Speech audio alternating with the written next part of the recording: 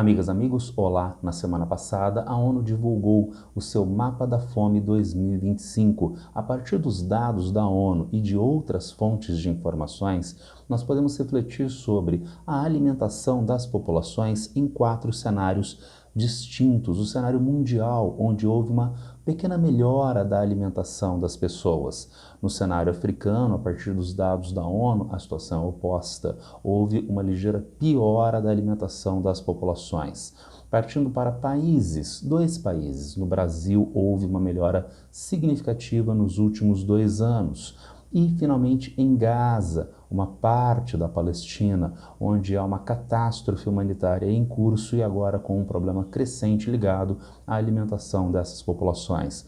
Vamos então, no nosso vídeo de hoje, debater a fome em 4 cenários: o cenário mundial, o cenário africano, no cenário brasileiro e na região de Gaza, no cenário palestino de Gaza. Começando com o cenário mundial, e nós precisamos então de uma distinção entre alguns conceitos importantes. Conceito de desnutrição e subnutrição.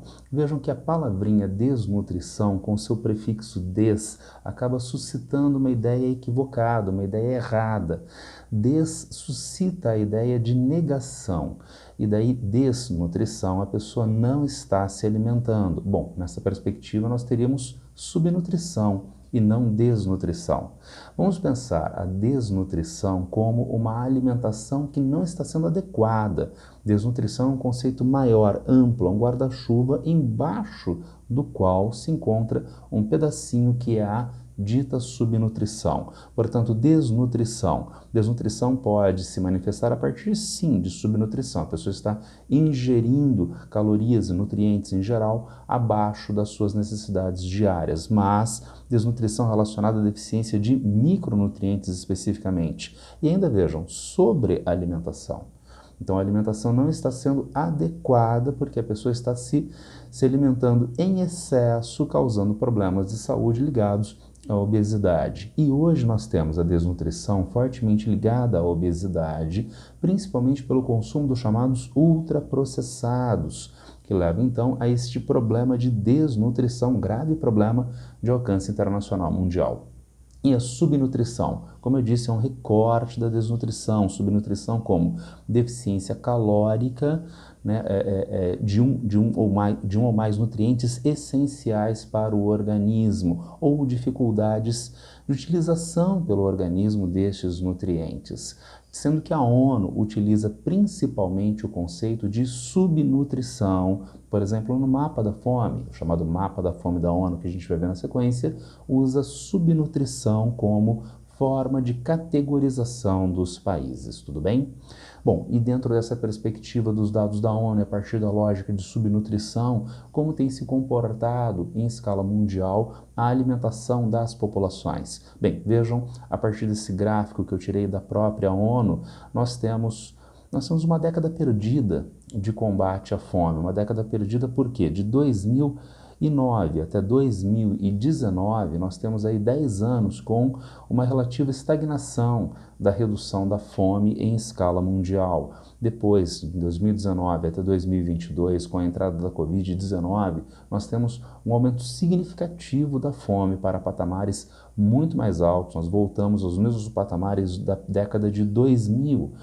Depois de passada a Covid-19, houve uma melhora relativa, uma melhora frente ao crescimento brutal da fome durante a Covid-19, mas não houve uma melhora efetiva frente aos dados dos anos 2010. Isso porque, a partir dos anos 2010, nos anos 2010, a partir da crise econômica mundial, continuou o paradigma neoliberal. O paradigma neoliberal continuou atuando com o mercado, atuando na solução dos problemas econômicos, o que não resolve nem os problemas econômicos, nem os problemas sociais. Houve um keynesianismo para o setor financeiro a partir da crise econômica mundial de 2008. Houve o Estado atuando em prol da salvação dos bancos, do setor financeiro, mas não na gestão das necessidades econômicas de fato, das necessidades estratégicas e sociais das populações. E como resultado a gente vê ao longo dos anos 2010 uma estagnação do combate à fome e agora, pós-Covid-19, uma melhora, mas muito lenta em relação à fome. Um dos aspectos fundamentais ligados ao aumento da fome a partir da Covid-19 foi a inflação, o aumento do preço dos alimentos. Aqui a gente tem também dados da ONU que mostram a linhazinha vermelhinha, laranjinha escura, a linha de inflação de alimentos sempre maior do que a linhazinha de inflação em geral. E com o aumento do preço dos alimentos, a gente tem pelo menos dois problemas de alta gravidade. O primeiro, o alimento fica mais caro. As populações de baixa renda têm mais dificuldade para acessar esses alimentos. Mas nós temos um segundo problema que às vezes fica imperceptível. As políticas públicas que os estados podem e devem implementar no combate à fome também ficam dificultadas no contexto de inflação de alimentos, porque fica mais caro, onerando as políticas públicas no combate à fome. Então, a inflação de alimentos tende a ser um problema de alta gravidade. Dada então a Covid-19, mas a gente ter ainda uma hegemonia neoliberal, apesar agora dos ataques à extrema-direita de Donald Trump, mas uma primazia do setor financeiro, os objetivos de desenvolvimento sustentável da ONU, inclusive a fome, não tendem a ser atingidos. A gente também tem aqui um gráfico da ONU que mostra o objetivo de desenvolvimento sustentável número 2, né? Fome zero e agricultura sustentável, que deveria ser atingido até 2030. Só que os dados mostram que em escala mundial nós vamos ter por volta de 511 milhões de pessoas passando fome em 2030 e, portanto, esse objetivo de desenvolvimento sustentável ficou para amanhã, tá certo? Mas junto à fome existem populações que são mais ou menos atingidas, populações mais vulneráveis, entre outras crianças. Também dados da ONU mostram que 34% da população mundial se alimenta com mínima diversidade alimentar. Então, se alimenta com uma qualidade adequada. 2/3 das crianças de 6 meses a 23 meses estão fora deste padrão, e principalmente em países da África, onde a gente tem 24,8%, 25% das crianças com uma alimentação mais adequada. As mulheres também são um grupo vulnerável. A alimentação com mínima diversidade alimentar, 2/3 das mulheres em escala mundial, 30% das mulheres, 35% das mulheres em escala mundial estão fora deste padrão alimentar. Se nós temos grupos vulneráveis, entre outros crianças e mulheres, nós temos regiões onde há maior precariedade. No mundo houve uma pequena melhora da alimentação a partir do final da Covid-19, da pandemia de Covid-19, mas na Ásia, em algumas regiões da Ásia e na África, não, o que é um problema de alta gravidade, sendo que são áreas onde há populações mais pobres vulneráveis e são áreas nas quais as políticas públicas domésticas destes países, as políticas públicas internacionais, mundiais para estes países não estão sendo efetivas, colocando essas populações pobres em uma situação de vulnerabilidade acrescida, especialmente no continente africano, porque na África a fome continua avançando. Nós temos vários fatores, é um problema multidimensional, mas dois fatores se destacam, talvez. Nós temos aqui um mapinha do Fórum Econômico Mundial sobre a fome na África. O nosso mapinha mostra a fome mais grave em países da África subsaariana, em coresinhas laranja e vermelho. África subsaariana, os países que estão ao sul do deserto do Saara. É nesta área onde nós temos, então, fome mais grave no continente africano. Vejam um mapa do Fundo Monetário Internacional de vítimas mortais na África subsaariana, em áreas, portanto, de conflitos de maior ou menor intensidade.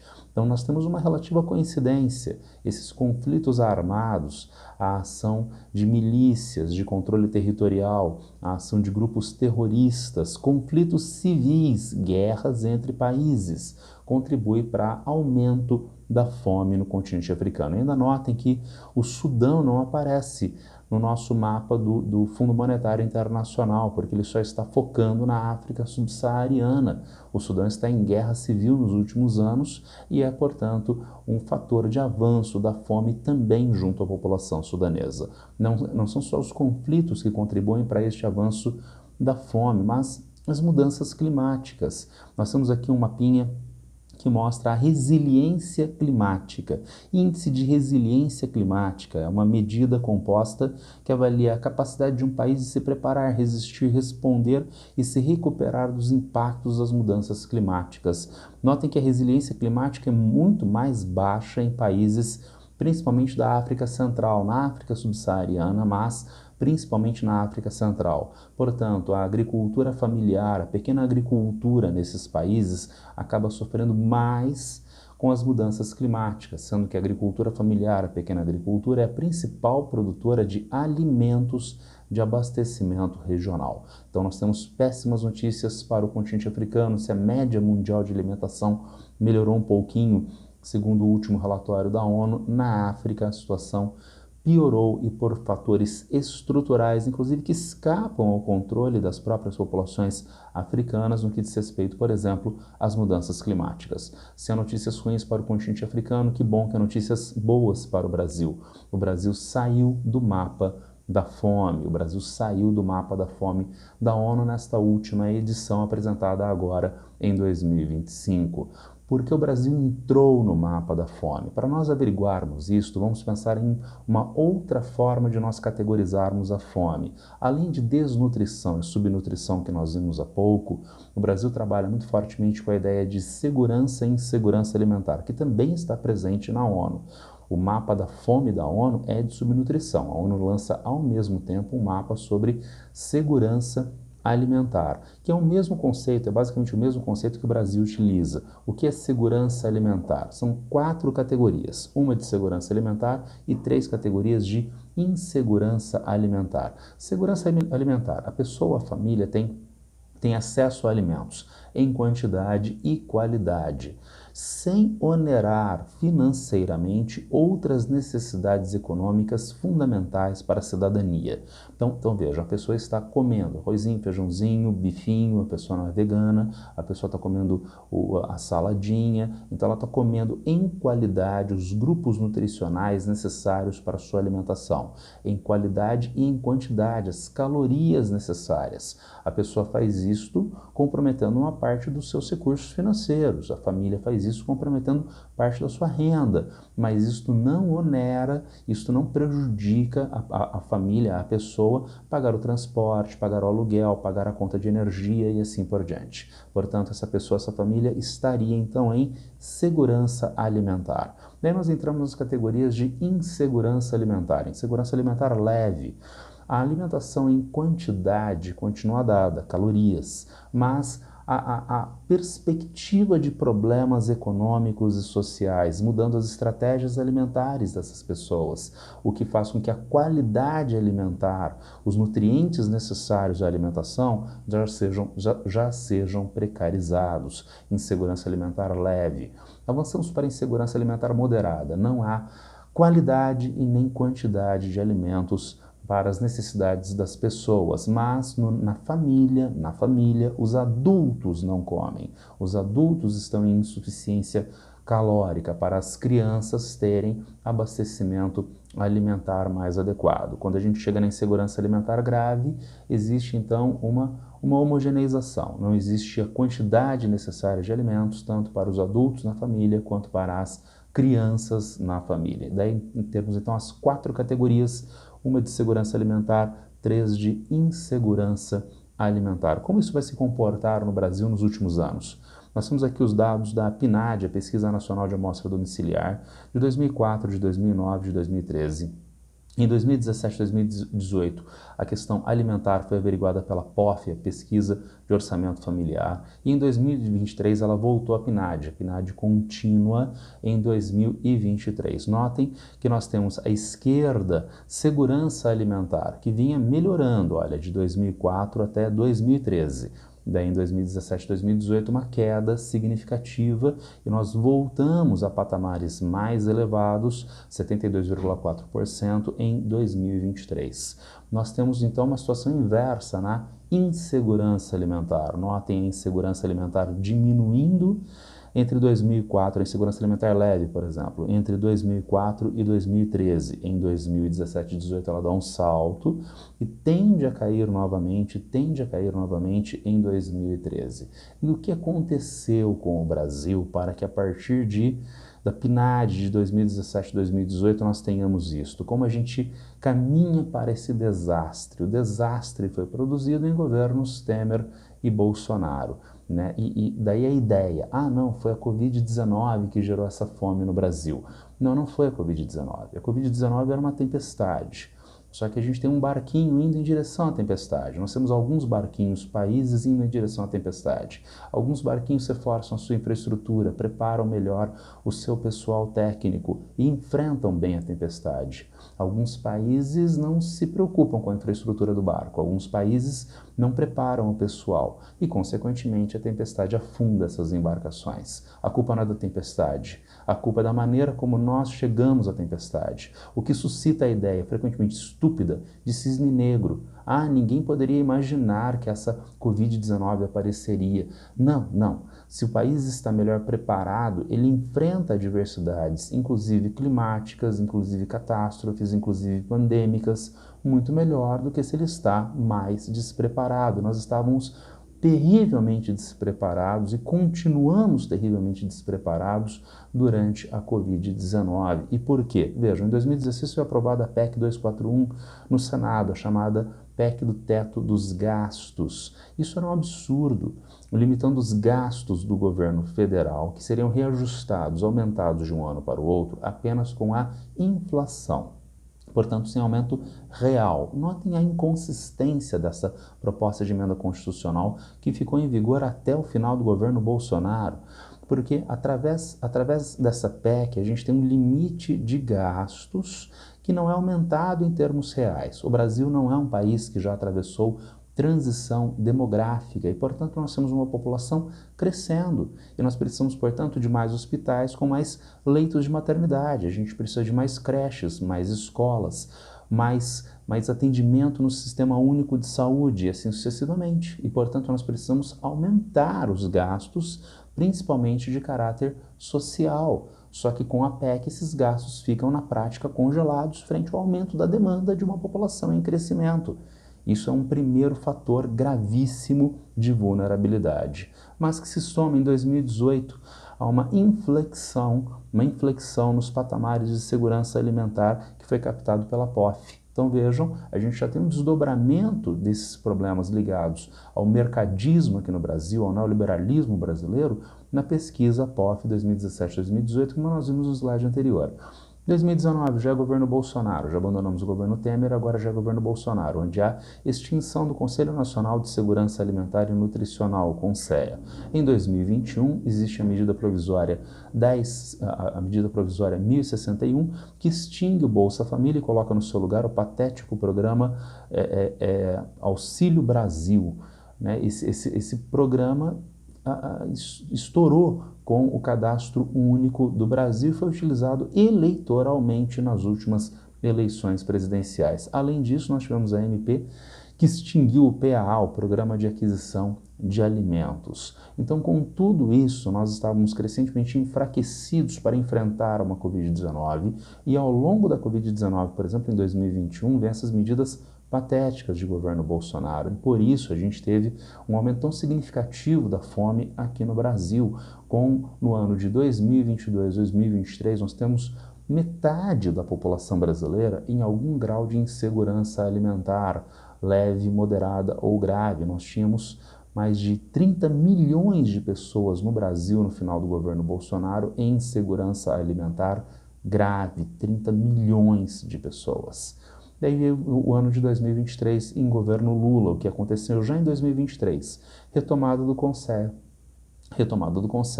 e também em 2023 a recriação do Programa de Aquisição de Alimentos, o PAA. Os dois extintos em governo Bolsonaro foram recriados em governo Lula. Dentro do PAA tem o Programa Nacional de Alimentação Escolar.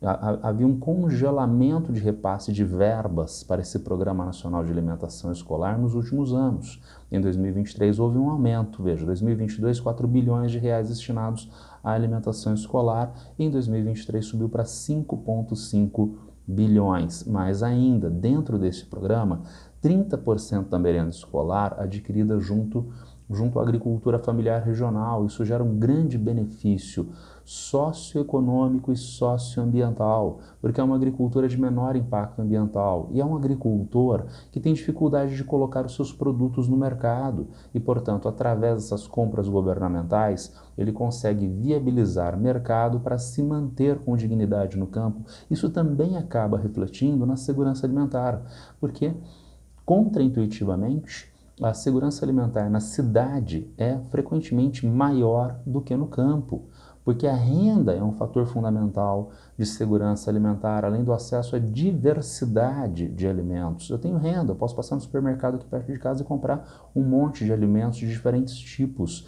Será que o agricultor pode produzir esses diferentes tipos com a mesma rapidez que eu vou ao supermercado? É claro que não. É claro que não. Então, no campo, há uma segurança alimentar que frequentemente é menor, agravada pelo problema da renda.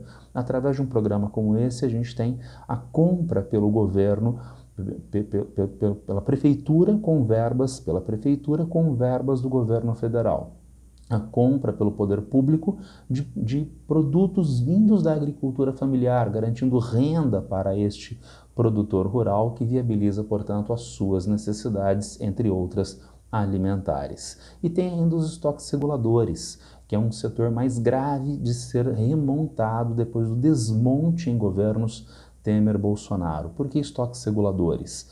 Os estoques reguladores possibilitam uma equilibração na oferta de alimentos em contextos de falta ou superoferta. As duas situações são ruins. Superoferta de alimentos no campo diminui o preço e quebra o produtor rural.